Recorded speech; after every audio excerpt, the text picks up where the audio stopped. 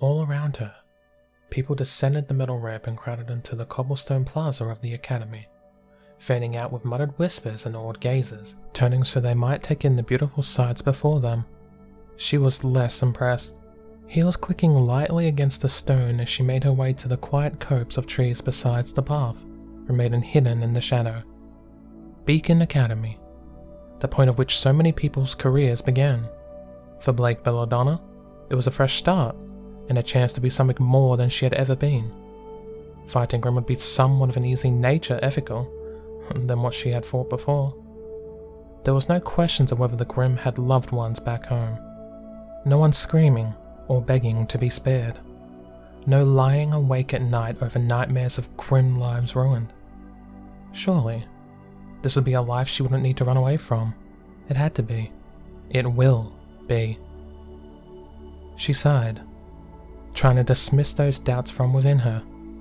Every other person here was in the same boat as her, coming to a new home, nervous, alone. She'd passed the test, impressed the teachers. Perhaps the headmaster had hinted that he knew more than she was willing to admit. But he had accepted her application nonetheless.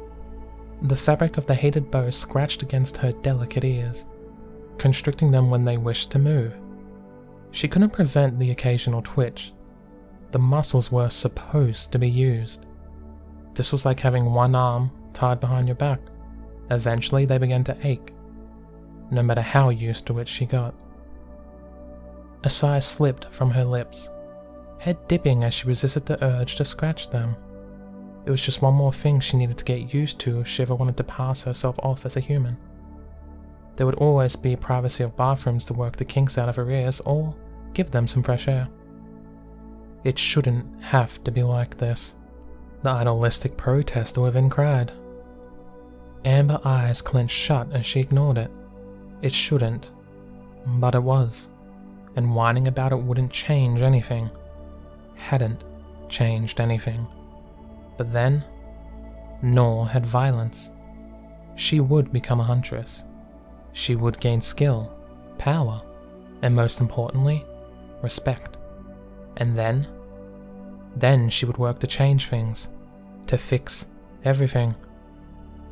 But to achieve any of that, she needed to leave the old Blake Belladonna behind. Something which shouldn't be too difficult, since there wasn't a single person at Beacon who knew her, nor her true identity as a member of the White Excuse me, I'm gonna hurl! A blonde figure brushed past her, crouching beside a dustbin as it reached and heaved, loudly cursing something about how things never changing.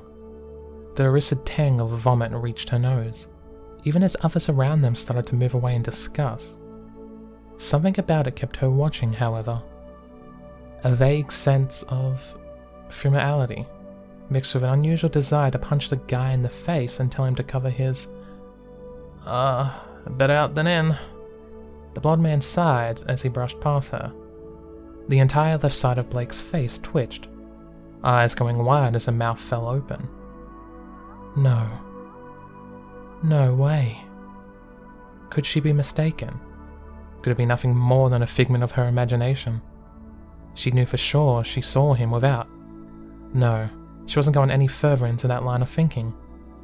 Maybe she was wrong.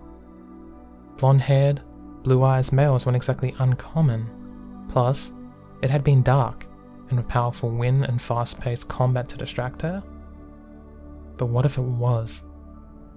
Then I'm screwed. This is only going to work so as long as people don't realize what I am, what I was. She had to make sure.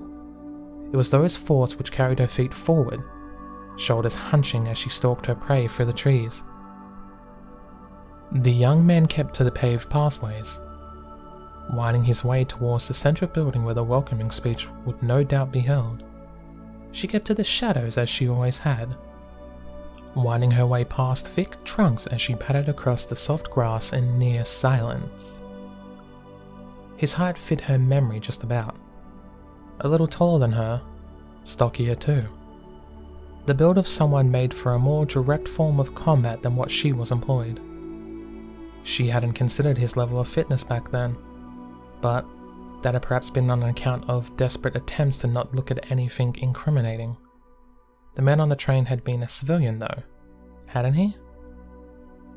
Now that she thought about it, had he ever said as such?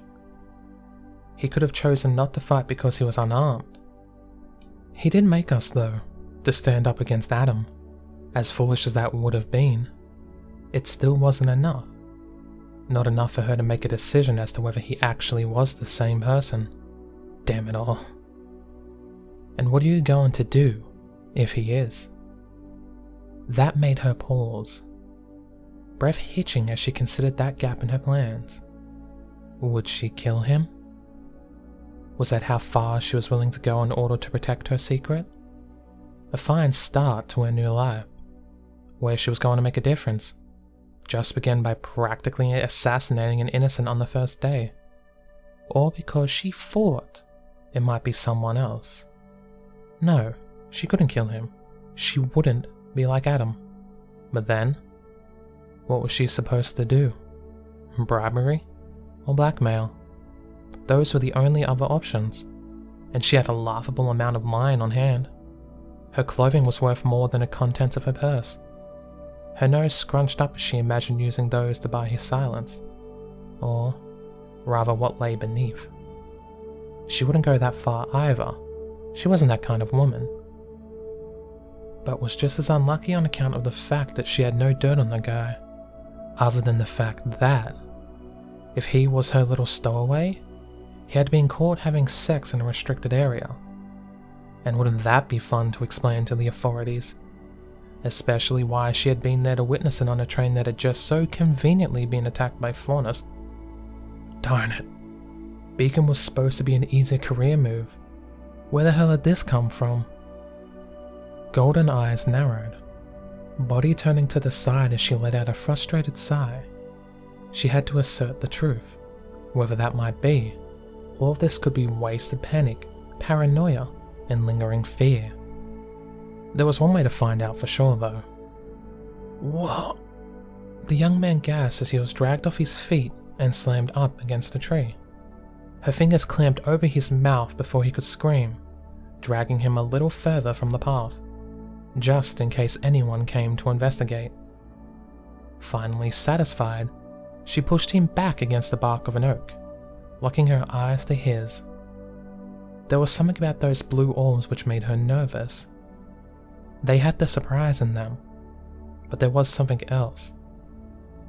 Buried beneath those depths, he looked bored, distant somehow.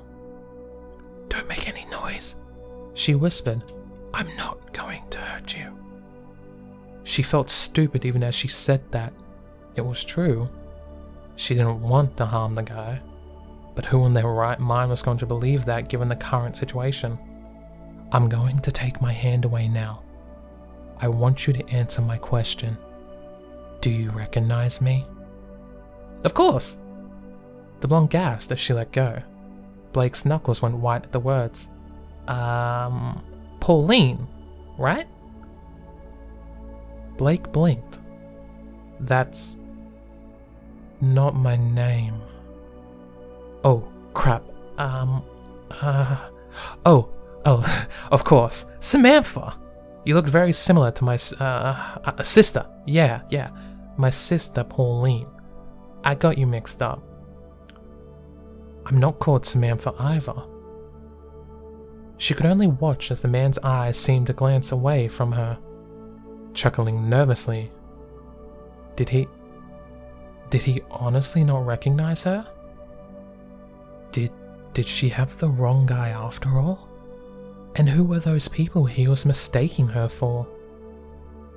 Right, I knew it. Well, sweetheart? I just want you to know that I'm regularly tested and I am clean. Plus, I always wear protection. So whatever you think definitely didn't happen because of me. Oh, for the love of... We haven't had sex. Blake growled, wincing when she instinctively slammed him back against the bark. We haven't?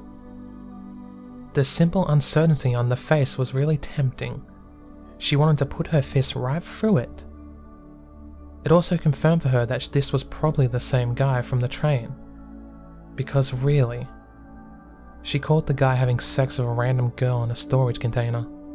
Somehow, that fit what she was hearing right now oh too perfectly. Then why did you... Oh, wow. He coughed and looked away. What?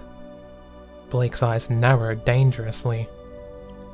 Well, I just mean, this is pretty damn quick. Even for me. Normally, I at least have to flirt with the girls a little first. But I can understand if you've become desperate after being stuck on a bullhead with me. I have that effect on women. He somehow didn't notice her fingers tightening on his collar, despite that it must have cut off some of the oxygen to his brain. Then again, maybe he didn't have a brain. I just want to mention though, I've put up with some pretty crazy kinks, but despite what it looked like when we landed, I am not into any kind of vomit play. Then, to her mountaining rage, he looked her dead in the eye, one hand coming up to pat her shoulder. I'm sorry, Christy. I'm not willing to throw up then make love to you.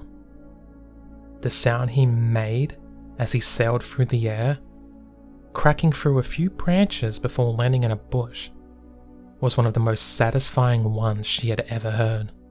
Plus, she'd managed to resist the urge to punch him, which was good. He'd recover from his little throw-assaulting flying session, and maybe next time, he would think twice before accusing her of something like that. She was safe. He didn't know or didn't remember. Either was fine.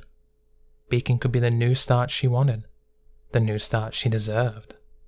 No longer would she be known for what she had been, but what she could be. An explosion ripped through her thoughts. Leaves, twigs, and loose gravel scattering off the side of her face as two girls arguing from the side. Amber eyes blinked as she watched the Harris of the SDC berate a small girl. No, she was no longer Blake, the faunus. She didn't need to react. She was not going to go over there and belittle the white-haired child for the amusement of it. Okay, after this it was going to be a new start. Gotta love Beacon. Jaune growled from his position flat on his back, legs resting vertically up on the trunk he had crashed into. A leaf fluttered down onto the tip of his nose, dodgingly refusing to bulge no matter how hard he snorted at it. The vibrations coming from his pocket hardly helped either, even when he pulled the scroll out and accepted the call.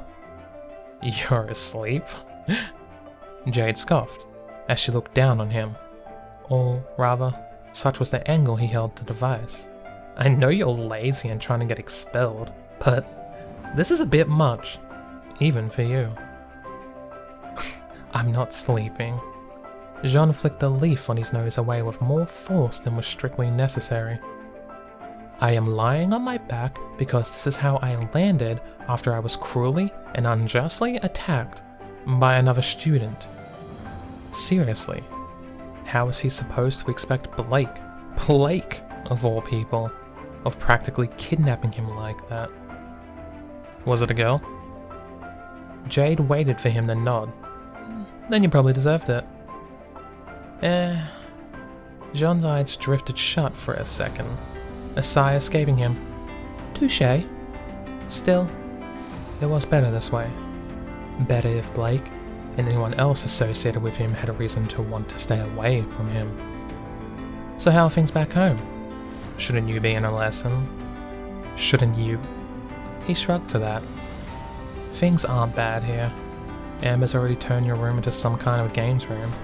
Moved all of her consoles in there so she can have more space." She moved on quickly. Was there at least any tears this morning? Cries for her beloved brother? If you count Hazel tripping over some books she left by your bed and threatening to castrate you, then sure. Also, We found your stash of porn novels. Coral's stash? Jaune growled. Not mine, Coral's. And yes, I know she'll be denying it. Jaune tacked on before Jade could interrupt. She's lying. With a tired yawn, he rolled over to place one hand beneath him, climbing to his feet while keeping the scroll held out before him. But everyone else is okay? We're all fine. Jade rolled her brown eyes, tiny flicks of green shining through. You realize you're like 30 youngest. You don't need to ask if we're going to break down in your absence. Mum's fine, Dad's fine, Hazel and I are ditching class, everything is normal. What are you getting up to today? Not much. Jaune sighed as he pushed his way back into the main pavement, sparing a quick glance to make sure Blake had truly left. Most of the people had already made it to the auditorium by now. We have a speech then, we have to stay in the hall overnight. Initiation is in the morning. You're going to fail that or try and get expelled even sooner? Jade wore a smug grin, the image on the scroll bouncing up and down as she laughed. I'm thinking I'll cause some trouble today. Just a bit of a slap at Ozpin, really. But otherwise, look to bomb tomorrow. If I just refuse to take part, then they'll have to fail me. You're going to completely dishonor the Ark name, aren't you? It would be childish, especially so. Plus, he didn't actually need to act like an absolute bitch to get expelled. But after what Ozpin had pulled the other day, holding Yang's fate over his head like that? Yep, I'm going to make them suffer. I love it. There was some noise off screen before Jade turned back. Hazel says she fucking loves it. Presumably, that's better than my mere love. Oh, I passed your damn message on, now let go. I'm not taking the piss out of you. Oh, calm down, you stupid cow. Jade? Ugh, sorry bro, gotta go. Ow, you bitch! Go! Catch you later. Later. Jaune sighed, even though the screen had already gone blank. It was as he was stuffing it back into his trouser pockets that he noticed the scene ahead of him. Or rather, the figure laid flat on her back in the middle of the courtyard.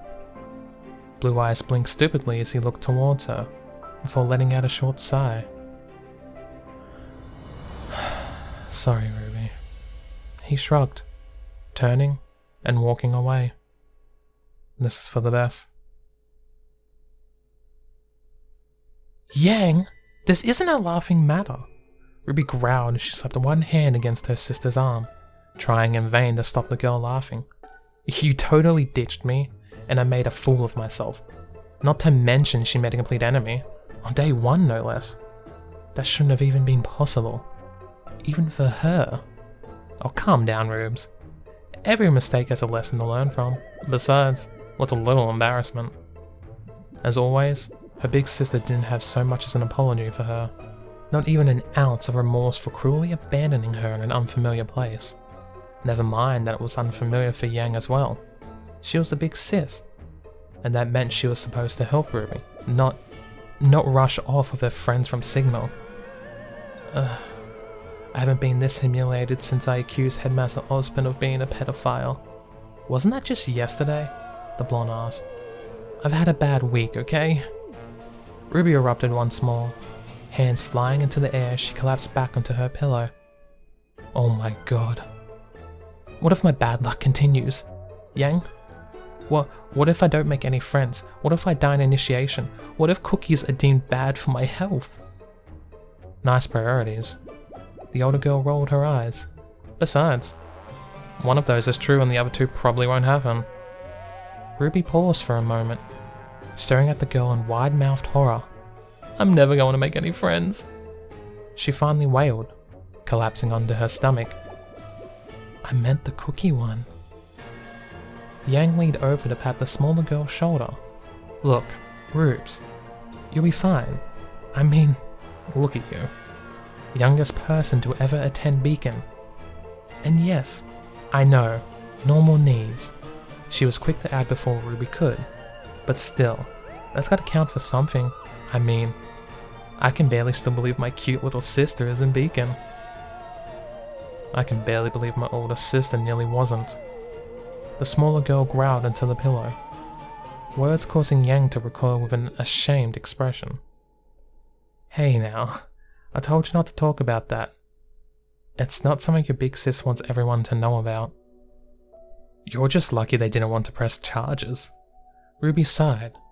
Glancing away from the girl, she laughed nervously. Yang always went quiet when they asked more about what had happened to her, but she trusted her to know what was best. At least, she wasn't likely to start any more brawls in the middle of Beacon. Not with the rather epic telling off Dad had given her. Ruby had heard it all from her room, despite the headphones. Loud music and 5 walls between them. Zui had been hidden under her legs too, poor Finn shaking in terror. She hoped he was doing okay with them not in the house. Yeah, lucky me. She's hiding something. Ruby sighed to herself as the older girl looked away. Yang always thought she was so smart when she told fibs, but she was way too expressive for her own good. Even now, Ruby could feel the complete shame that seemed to penetrate through her. She didn't like seeing Yang like that. It felt so out of character, so wrong. Hey, a distraction? Ruby growled as she pointed out into the crowd. I mean, what do you think that guy's doing? Yang hummed and questioned as she followed Ruby's finger, looking towards a rather unremarkable blonde guy who seemed to be lugging in a huge backpack around. That wasn't what had caught her eye, however, nor the eyes of the 30 or so other people watching him. It was more the fact that he was digging out huge coils of rope from said backpack, laying them on the ground beside some rather oversized nails. He looked a little weird too, almost out of place, with what honestly looked to be black formal trousers and a white dress shirt. He didn't seem bothered that he'd become a spectator sport though, digging away in his pack and laying things out in the center of the room, even as the teachers started to make their way onto the stage. Wait, Yang whispered. That's the guy I fought with at the club. Really? Ruby's eyes narrowed as she leaned forward. This was the guy who had fought Yang to a standstill? He didn't look like Ruby had imagined. Namely, he wasn't 7 feet tall and built of pure muscles. Her system was tough. Why don't you go over and talk to him? Ruby suggested, not failing to note how Yang's face twisted with an almost dizzying array of emotions. I would rather not. Yang stammered for a moment before laughing it off. Besides, best to let bygones be bygones, right? Ruby wasn't convinced. Not by what she'd said or the way she tried to fake that laugh of hers. They must have already been in a parallel universe where it was she, Ruby Rose, who was suggesting they go over and talk to someone, while Yang was suddenly the one with cold feet. Any thoughts of fixing it, however, were pushed back as the headmaster strolled onto the stage, cane tapping on the wood as he made his way to the microphone. Ruby flushed at the memory of their last meeting, even if he'd laughed and waved the misunderstanding off. Sticking close to his sister lest she run off, the two made their way to stand with the crowd before the respected man. She was barely able to contain her excitement as the man tapped the microphone with one finger. This was the headmaster of Beacon, Ozpin himself. If all hunters were cool, then one who was a headmaster of hunters was definitely high on the list. He also wasn't as scary as that other teacher that stood before him. Allow me to keep this brief. You have travelled here today in search of no. A loud clang tore through the man's speech, making Ruby flinch even as others in the crowd held their ears in pain. There were a few scattered comments, but with a cough, the headmaster brought things back on track, in search of knowledge, to hone your craft and acquire new skills. And when you have finished, another ear-shattering sound of metal striking stone echoed across the hall.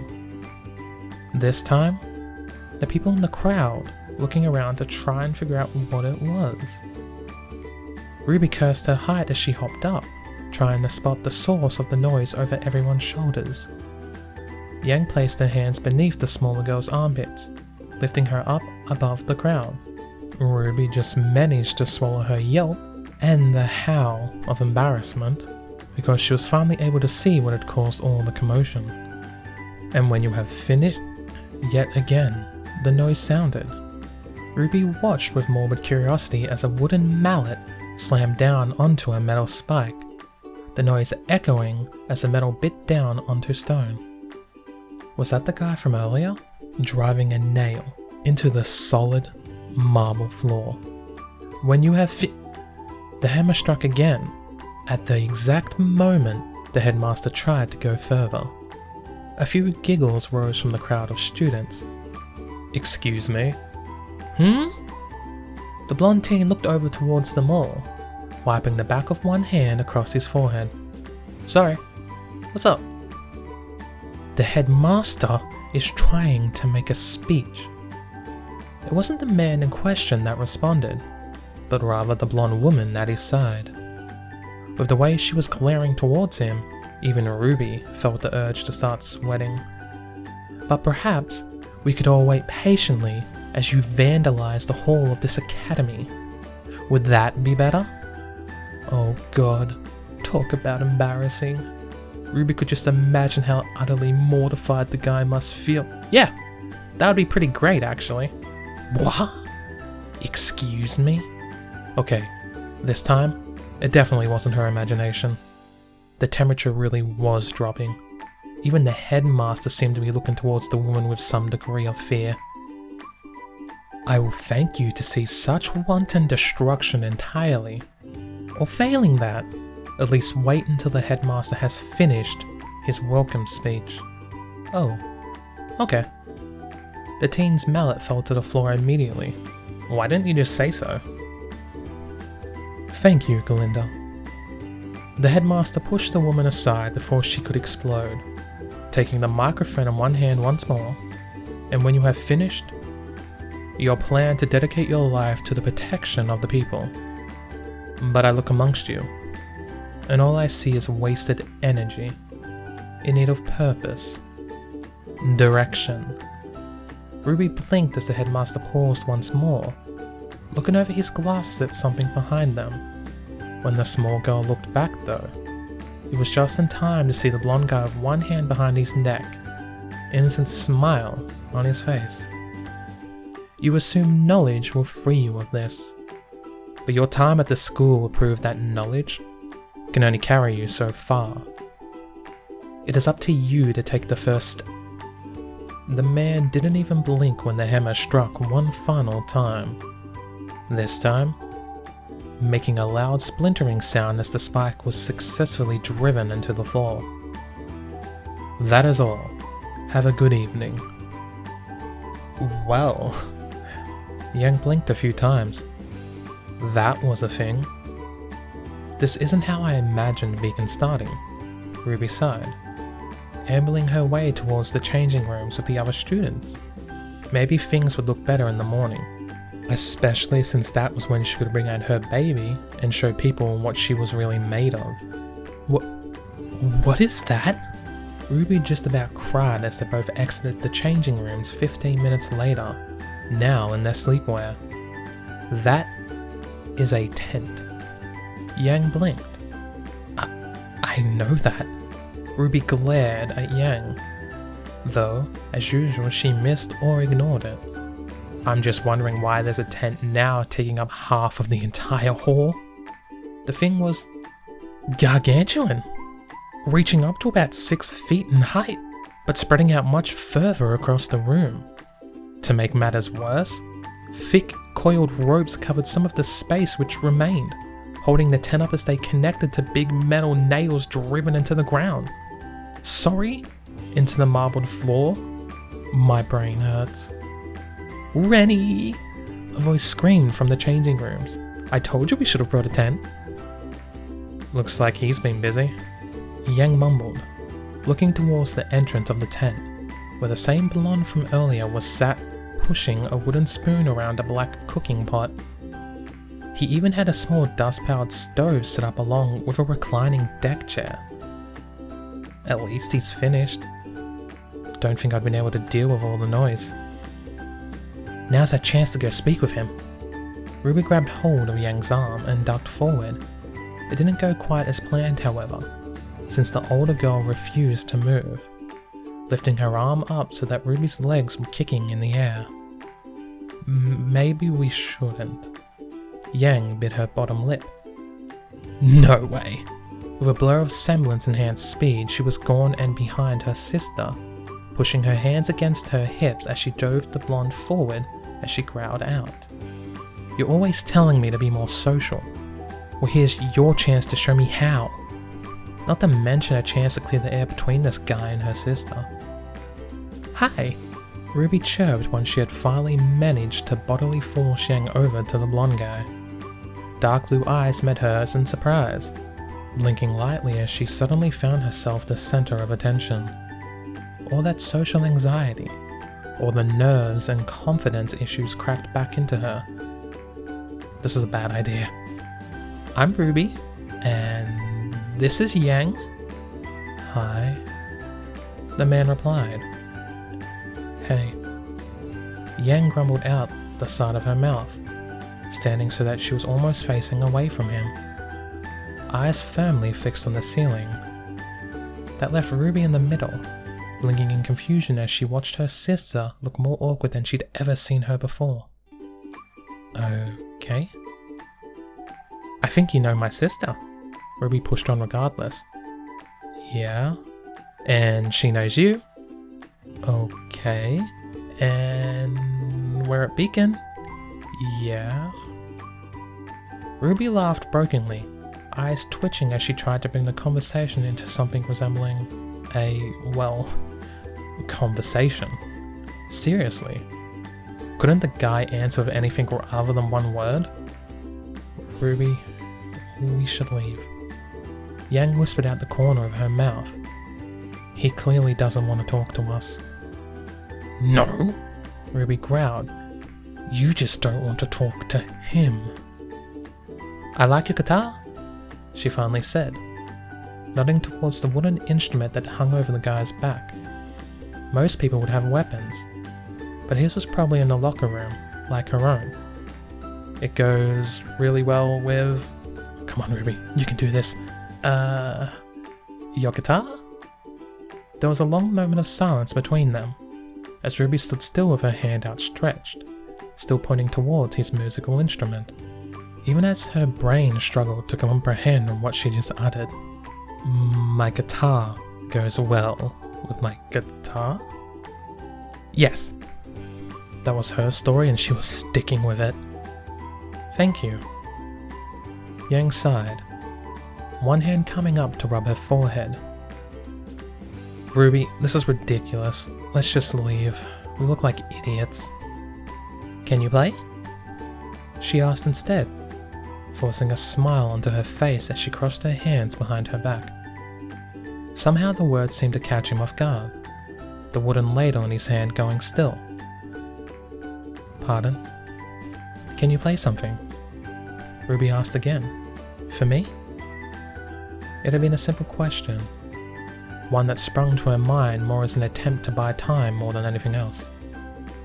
She didn't even think about the fact such a request might be embarrassing to him, especially being made to perform in front of so many people. The guy sighed, however, reaching one hand over his shoulder to grip the neck and draw the instrument out. There wasn't anywhere to sit, she realized as he knelt down with the guitar resting in his lap. So instead, she remained where she was, standing beside her sister as she watched his fingers gently strum over the strings. He seemed to be testing them, a few light notes coming forth as he plucked each string. Finally satisfied, he took a deep breath, holding it in before letting it go in one explosive motion, hand coming down. Ruby's hair blew back, one eye scrunched shut as the most horrifying sound washed over her with enough force to almost knock her back. She might have said silence regained over the hall as everyone turned to stare. But that didn't do the sheer horrific volume of bum notes justice. It didn't sound like a cat was strangling itself. It sounded like 3 guitars having sex with an angular grinder, while the cat howled in a compliment. Is this a semblance? She wandered past the twitching of her silver eyes. I can't tell if this is actually damaging my aura, or just my hearing. To her relief, and probably everyone else's too, the music came to an end soon enough. One final strum, one final discordant tang, and he put the instrument down. That was for you. He smiled. I dedicated it to you. That's nice. Ruby tried to laugh. Well, wasn't that nice, Yang? The blonde didn't answer, probably because she still had her hands clamped over her ears. What is this racket? A familiar voice growled, Ruby's spine going stiff as she spotted the girl from earlier stalking forward. Oh crud. She'd forgotten about that.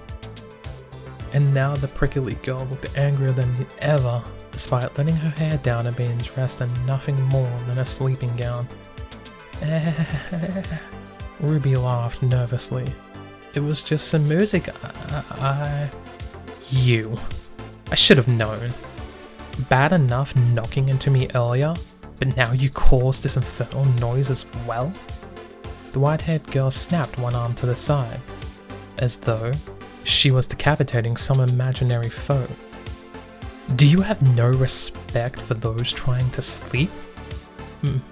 Me? Ruby looked behind her, just to see if she wasn't talking to someone else. But I didn't do anything. I wasn't the one who made that noise. It was him! The girl turned to look at the man, only to see an empty space and the closing flap of a tent. Probably because you were being such a pest to him as you were to me earlier. This isn't a game for children. This is Beacon Academy. Do you even know what that means? Come on now. Yang tried to step in to help, apparently more than happy to pipe up now that the blonde guy was out of sight. It looks like the two of you got off at the wrong foot. Ruby could only pout as the mean girl ignored her sister and continued to rant. Got off on the wrong foot indeed. It felt like she was willing to ignore everything else, so long as it meant she got to shout at her and blame her. This really wasn't how she imagined her first awesome day at Beacon to go.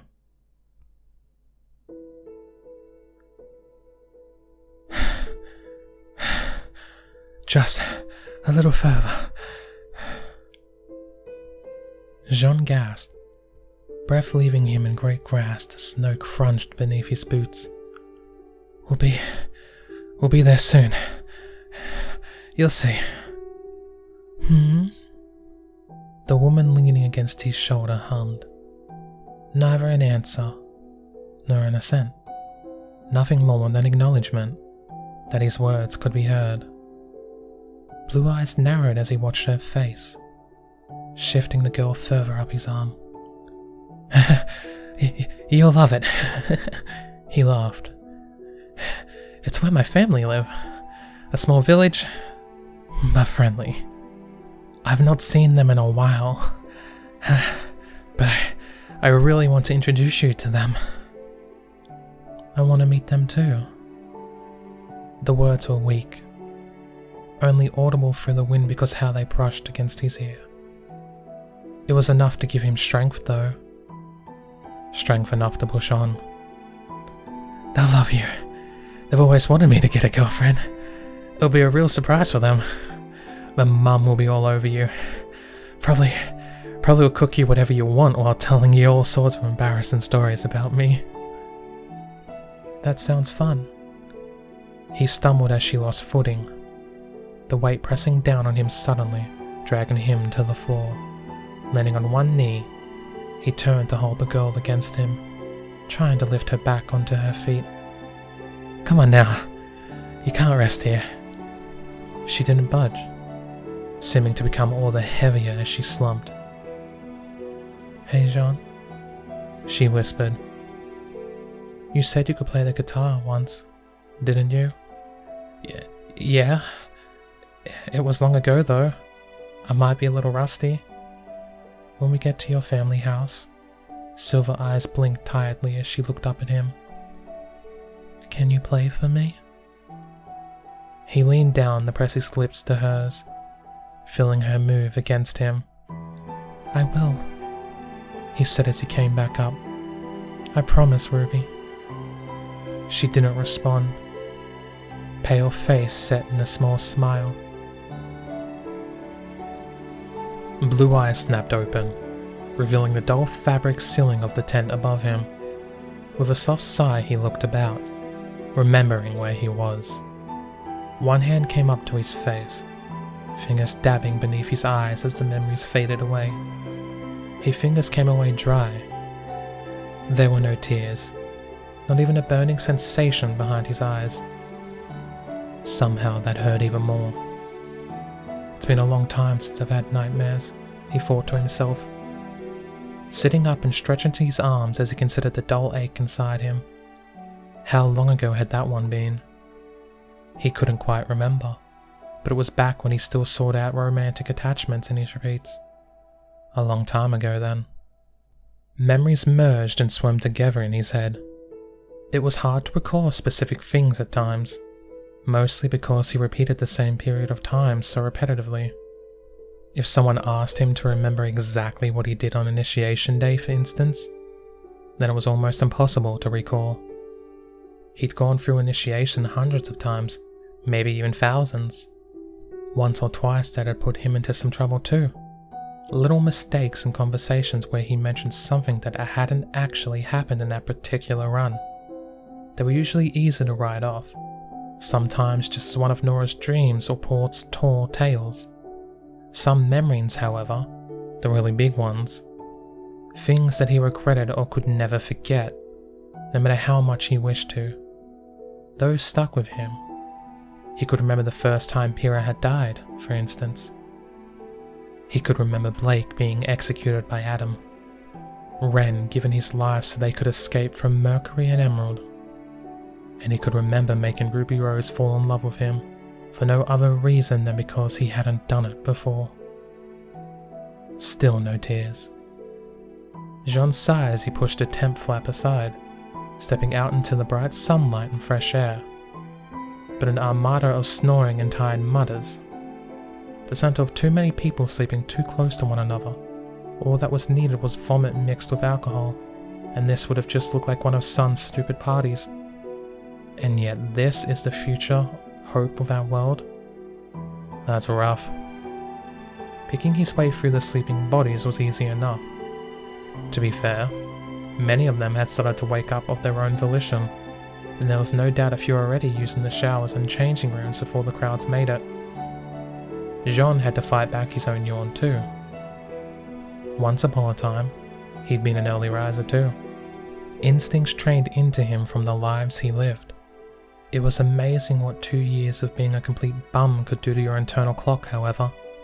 Right now, his mind felt heavy and his feet heavier. I could still be asleep in my bed. Cora would come, wake me up in an hour so she could watch Dad knock me and Sapphire around the garden for her own twisted amusement. By the time they were sweaty and exhausted, their mother would come out with a platter of fresh fruit, urging Jaune to wash and get ready for breakfast so he could go to school on time. It was a simple life, but oh so satisfying. Unlike this. Yang and Ruby. Blake too. That was a lot of his old friends to corner him last night. He'd honestly been surprised. At least they had all gone to plan somewhat. Blake had just been trying to make sure he didn't know who she was, and though he doubted he managed to fully convince her, it would have at least been enough that she would bend over backwards to make sure they didn't get teamed up together. He'd seen the way Yang looked at him too, a mixture of guilt, shame, curiosity and suppressed anger. She didn't seem to have any idea what to do around him, and he had instead decided on trying to ignore him entirely. That was a shame. A shame, and he didn't like to see that conflicted expression on his friend's face. but it was also a lucky break too. Something that would again shield him from her ending up as his partner. He also didn't think Ruby would have the guts to seek him out, especially after last night. She'd get Weiss as usual, with all the amusing drama and friendship that would slowly build from it. That just leaves my old team then. I need to make sure they either ignore me or actively don't want me on their team. That could be difficult with Ren and Nora, because they had met him back when he wanted to be a hunter. Which left Pyrrha as the defining factor, and also the most dangerous. Mainly because she hadn't left their partnership to chance like she had first suggested. Her javelin piercing him to a tree, her showing up to reclaim it, that had all been a premeditated decision that he was going to be her partner, whether he liked it or not.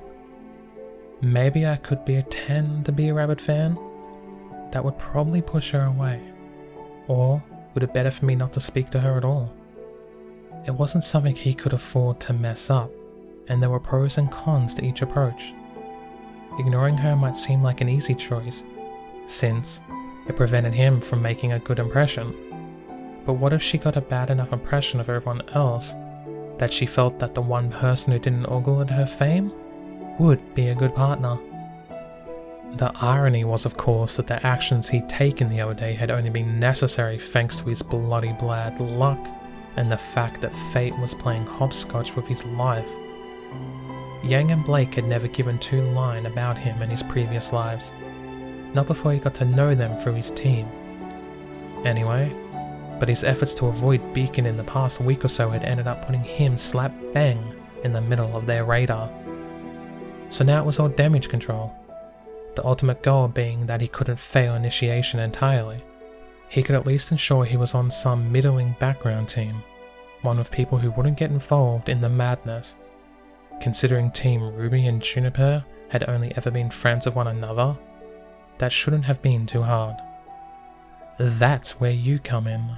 He patted his backpack with a small grin. With a quick shrug, he adjusted it on his shoulders, strolling out into the locker corridor. The usual scene greeted him, rows upon rows of bright blue lockers with students milling around looking for their number. It seemed odd that he would get the exact same one every single time. Maybe another trick of fate. But it certainly made life a little easier as he pulled out Kuroko Moores with a sigh. It wasn't her fault. She'd always stood by and fought with him. He'd like to think if she were capable of fought, she'd agree with his decision too. And now I'm talking to a sword. What does it say? Jaune almost jumped as Ruby's voice came from behind him. So focused he had been, he was surprised she'd even wanted to approach him again after what happened then last night. Then again, Ruby had always been socially awkward. But he couldn't ever say she lacked in determination. She was sort of like a battling ram in some regards. She'd make a complete mess of introductions, but give her enough time and she'd break through to you. The girl started to look a little embarrassed as she realized he was staring at her. I mean, sometimes I like to talk to my baby. My weapon, I mean. I like to think he would talk back if he could. There was a brief silence between them, with him wondering what he was supposed to say. Sorry, I'm messing this up. I wanted to say that I didn't get your name last night. Mine's Ruby Rose. Jaune arc. He offered a hand to shake. More automatic reflex than anything else, but typical Ruby seemed to miss it, bouncing up and down. Did she honestly not recognize him from the fight with Roman? The lighting hadn't been bad or anything, and it seemed like the kind of thing she'd recall. So, Jaune, I know you know my sister, right? He blinked as she pushed on, wriggling her hands together before her. I just wanted to say that she's not that bad of a person, and I don't know what went on between you, but she's being really awkward and I don't want you to think she hated you or anything. Don't worry about it. Our meeting was a little awkward. I think it might be best for the both of us if we just avoided one another for a bit. He could just about pick out Pyrrha and Weiss in the crowd, the two of them chatting away by some lockers. Actually, That might have been a bit of a kind description. Pyrrha looked awkward as hell. Though she hid it well, he'd been her partner long enough to see through the polite mask, however, even as Weiss couldn't. I guess, I just don't want you to hate one another. She sounded so upset, so distraught that he reached out to rub her hair on instinct alone. It was just something he'd done so many thousands of times before whenever Ruby was in one of her rare moments. We don't hate one another. You don't need to worry about it. Okay? Hey, Jaune. Most people come to Beacon with some kind of combat outfit. Yours looks a little off, though, says the girl in a skirt. Jaune rolled his eyes. He knew what she meant, though. Even his old jeans and hoodie would be better than what he was wearing now. That being a ruffled white dress shirt and some tight black trousers. He certainly looked smart enough to get into a club or restaurant, but he wouldn't be winning any practical awards anytime soon. My attendance to Beacon was unexpected. I don't have a combat outfit because, well, this is all I had on me. It was either this or the full suit he wore to Weiss's concert, and his mum had threatened him with death if he got that torn up. Oh, you're like me. She sounded excited at the prospect. A bad thing since he was meant to be falling out of her attention, not become the center of it. I didn't explain, but I was accepted into Beacon just 2 days ago. It was a really big surprise. She really doesn't remember. Sheesh. There was more to what she'd said than that, however. Namely, that she knew he was the man who fought with Yang, but didn't know the facts on how he'd gotten into Beacon, which meant Yang hadn't told her the full story. That explains why Ruby is so unsure of why Yang is awkward around me. But why wouldn't she tell her family the full story? It wasn't like her to keep secrets. Especially not from her little sister. It was also none of his business. Since he decided he wouldn't be getting involved in all, he shouldn't have needed reminding of that fact. Was he falling into routine now that he was at Beacon? He needed to watch out for that. Do something a few hundred times over and over and you'd soon started doing it without thinking. Much like how he'd rub Ruby's head. He realized as he looked at the hand still ruffling her hair. With a quick sigh, he brought it back, wiping the palm on his trouser leg. She was dangerous indeed, if just for how familiar she was, or how simple a thing it was to adore her. You look really tired too, the small girl carried on. Did you get enough sleep? Jaune fell back a yawn. Fine. Not used to waking up so early. You should go and find your sister. You don't want to be late, do you? We're not even being called yet. Such simple logic. How could he even argue with it? Don't make me crush you, Ruby, he begged. Don't make me have to do something so cruel it pushes you away. Are you causing trouble again? To his surprise, it was actually Weiss who came to his rescue, striding towards them with Pyrrha in tow. Green eyes met his for a moment, before narrowing in recognition. With a small frown, she glanced back to Weiss, choosing to ignore him entirely. I haven't done anything, Ruby said as she hid half behind him, one hand on his hip as though to push him in front of Weiss if she made any aggressive moves. Why do you keep being so mean? Mean? Me? Weiss sounded shocked. Despite that, just about everyone in the area was giving her dirty looks. To Jaune, though, it was just like any other conversation between the two.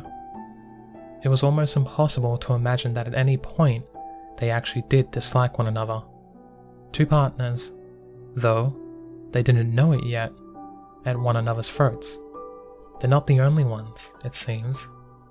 He thought to himself, spotting the polite look on Pyrrha's face. To anyone else, it might have seemed vaguely interested, passive, and kind. It seemed he'd already managed to earn her ire, or at least distaste. He couldn't think of what he'd done, however. They hadn't even met yet. The time at the concert, when he ran into her. Had that been all it took to offend Pyrrha? No, not offend.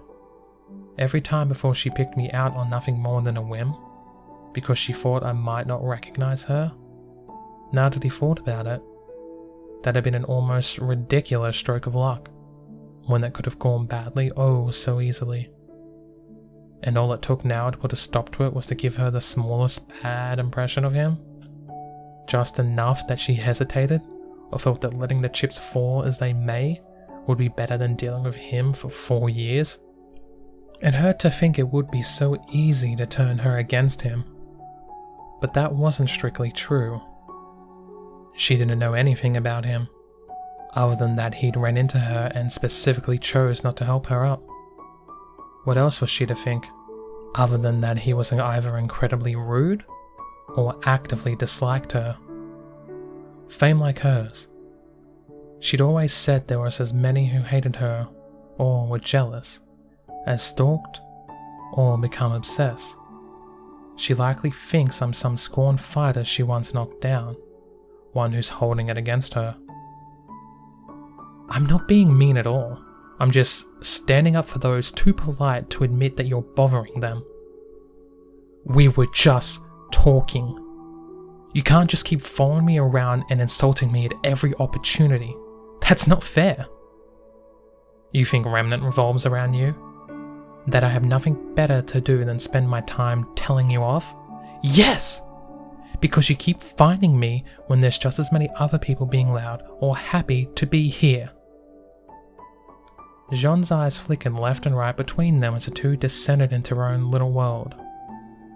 Ruby's shyness evaporating as she got into a miniature shouting match with the heiress. Even Pyrrha seemed morbidly interested in it, tilting her head to the side as she watched them butt heads.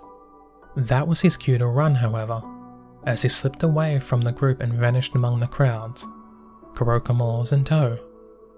He was glad he got out before the inevitable question came, the moment at which they turned to him and demanded to know who was in the right. Yet another question where there was no good answer, trapped between agonizing puppy dog eyes and a violet tongue lashing. I don't get it. I've done everything to ensure they should all want nothing to do with me, yet I can't seem to bloody escape their attention. Case in point, even as he tried to push his way towards the cliff, he bumped into golden eyes and a black bow, the former of which narrowed suspiciously at him as he shuffled by. This was getting ridiculous. Jaune, is that you? Oh, for the love of... Yep. His ears weren't deceiving him, as Nora waved one arm widely over her head, as though signaling an incoming aircraft. Ren's own greeting was more muted, a simple nod as the two walked up to him. You made it. The orange-haired girl giggled as she gave him a big hug, nearly cutting off his airflow but for Ren prying her off. You're dressed funny, though. This is my uniform. Jaune choked, massaging his windpipe. That's a hunter's uniform? No. This is the uniform for my part-time job. He waved his arms in what he hoped was a grand manner. I'm a parachute salesman. Would you like one? I have one that should fit you. Parachutes? I think we'll be okay. Ren injected before Nora could buy 30. We'll consider base jumping off the cliffs after our position here is secured. But Rennie, he has your size. We are not going to need parachutes, Nora. Ren rolled her eyes before turning back to Jaune. Either way, it's good to see you here. Nora and I will be working on getting paired together. Do you have any idea who you want for a teammate? I have a few. Jaune nodded. It was sort of the truth, except he was more of a list of people he couldn't be paired with. Luckily, Neither of those two needed to be on it, because there was no way they would let anyone break up their partnership. I'm on my way to the cliffs anyway. Maybe I'll see you two later. The cliffs? Ren said. Why are you heading to... Well, all students make their way to Beacon Cliffs for initiation. The voice of Miss Goodwitch came over the speakers, silencing everyone around them. I repeat. Jaune shrugged as the two turned to stare at him. Lucky guess? Weiss adjusted her weapon at her side as she waited off the cliff's edge, taking deep breaths to calm herself. This was nothing compared to what she had trained to do. Absolutely nothing. That didn't stop the tiny worm of nervousness, wiggling around in her stomach. Others were beginning to gather now. So many people. Beacon truly was a place that the best aspired to enter. Not all of them would be able to. Some would fail this initiation.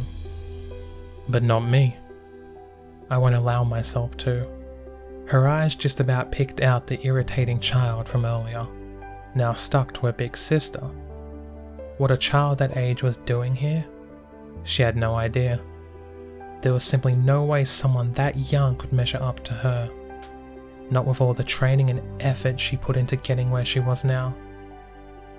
Such a kid would get killed.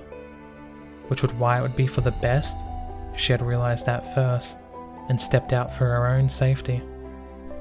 I wonder what the headmaster's playing. Some kind of influential backer? A daughter of a board member? No, this was a school. There wouldn't be a board of directors. She needed to stop applying those things from back home to where she was now. This was exactly why she left Atlas in the first place. Weiss nodded to herself as she listened to the headmaster explain the task. A simple search and secure, combined with destroying Grimm that they'd come across. The method of selecting a partner was frustrating though. She'd put so much effort into securing Pyrrha Nikos, and now this happened? No matter. She could use her glyphs to carefully select her landing, bringing her closer to the champion. Pyrrha's skill and reputation, mixed with her own, there could be no better team. Now, are there any questions? I have a question!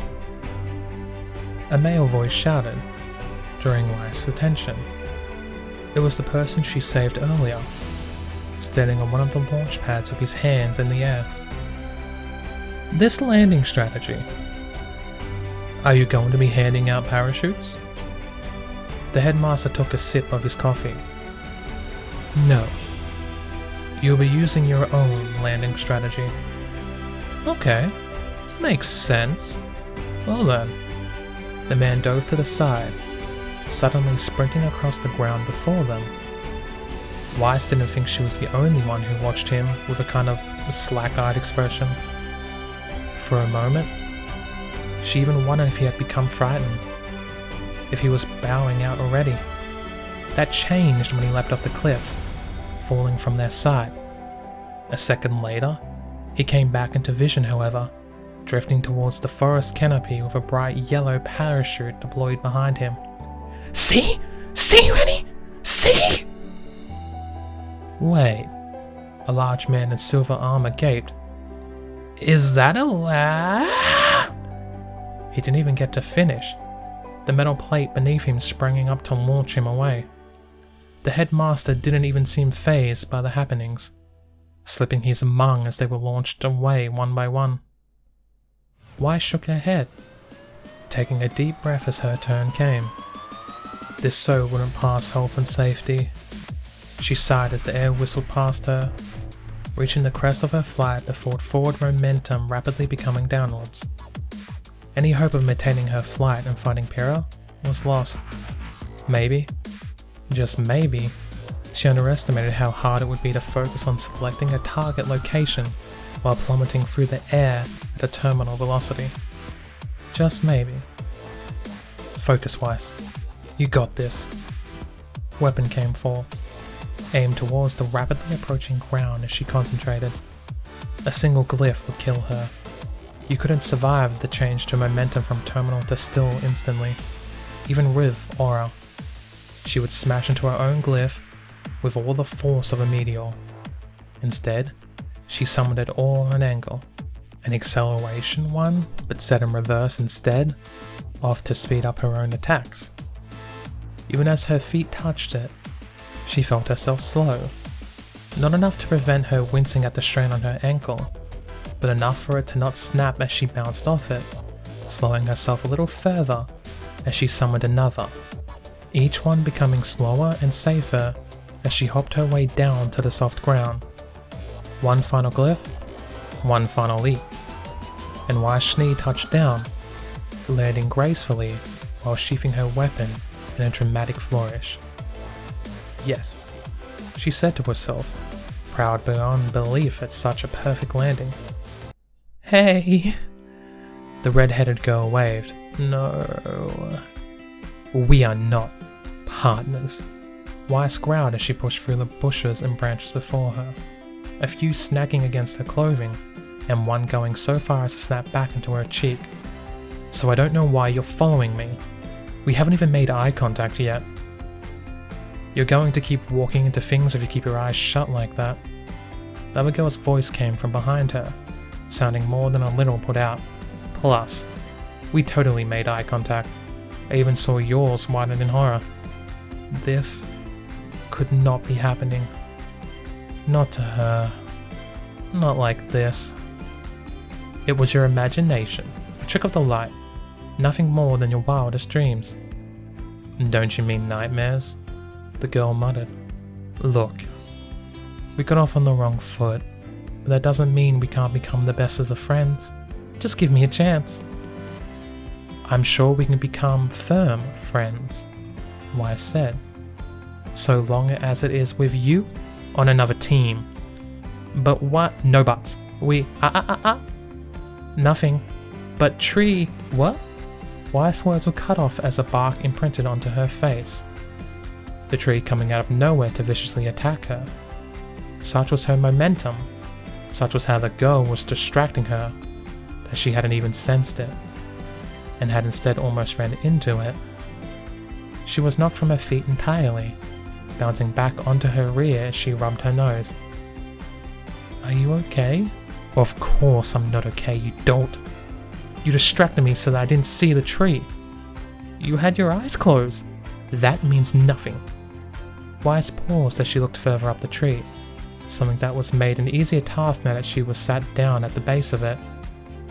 She didn't know how she hadn't seen it earlier, though the closed eyes might have had something to do with that. But there was another figure in the tree. Oh hey, it's Jaune. That was his name, Weiss thought to herself, glad to finally have a name to put to the face of the guy from the interview. She'd recognized him, of course. How could she not? But she hadn't remembered his name from that event. Not when she expected him to just be another random person she would never run into again. At the time, he said he wanted to be a musician too. He had no interest in being a hunter. So it had been a small surprise to spot him being harassed by this irritating girl the other night. It soon made sense, however. How could it not? After meeting her and having a chance to talk to her, he had been inspired by her tale and ambition, choosing to follow in her footsteps for a chance to be like her. She could respect that. Who didn't want to be Weiss? What's he doing in the tree still? Weiss wondered out loud. Bigger question, Ruby sighed. Why isn't he moving? The two girls shared a panicked look, though if anyone asked later, Weiss would claim that they still somehow had not made eye contact. He looked okay though. There was no blood, but his parachute had clearly become tangled in the trees. What if one of those ropes had been wrapped around his neck and he fell through the branches? He would be hung from the tree, left to die, like some kind of overripe fruit. Keep an eye out for Grim, Weiss hissed. Weiss hissed as she climbed onto her feet, drawing her weapon and summoning some glyphs leading up to the man. I'll get him down, Got it. The girl waved one hand back, deploying her oversized gardening tool. Weiss sighed as she hopped up the floating platforms, bringing her closer to him with each step. Gods. What if he died trying to emulate her?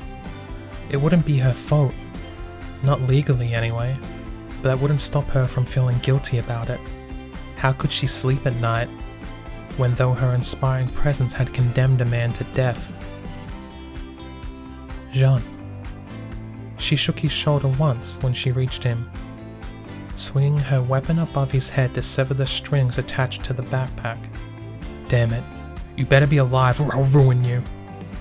His body slumped forward, head resting against her shoulder as she caught his weight. He still felt warm, but oh so heavy, as though he had no energy of his own to hold him up.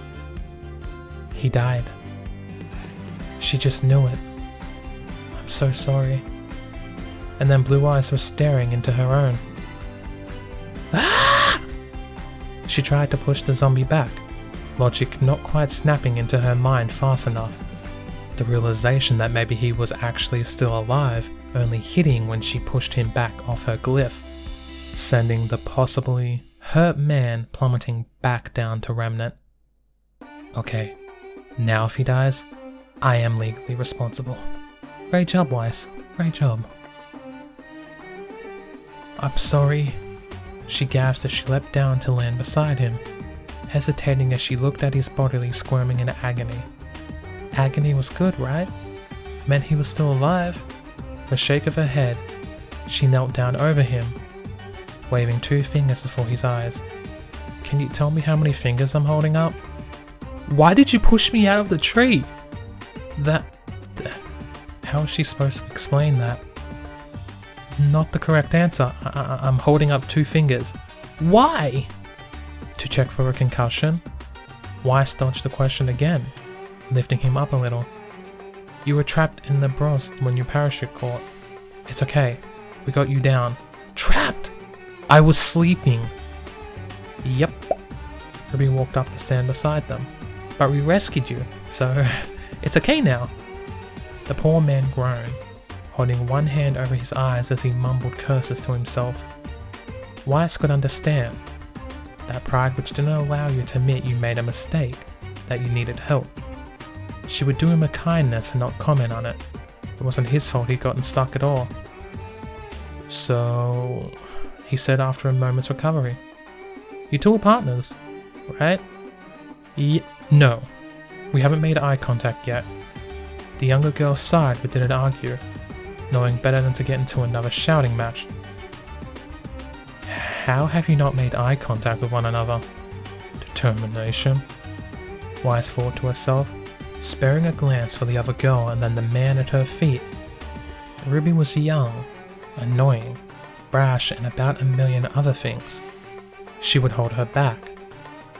Whatever team she was on needed to put in extra work to account for the 2 years of lack of experience. This guy, Jaune on the other hand, well, she didn't know anything about him. He'd set up that massive tent initiation, which was honestly a little bizarre, but then again, wasn't that just good preparation? While everyone else, even her, Weiss, had been forced to rough it on the floor, he had taken more steps to attain comfort than with the parachute. Yes, it had gone wrong, but it showed a certain level of ingenuity that he had thought of it in the first place. What's more, it showed that he knew what the initiation would be. Bribery, research, asking older students. Weiss wasn't sure which path he'd taken, but either showed that he was using his brain to get an advantage, something she could more than respect. What color are my eyes? She asked, grabbing him by both shoulders. Light blue. Congratulations, Weiss smiled. You're my partner. Fuck.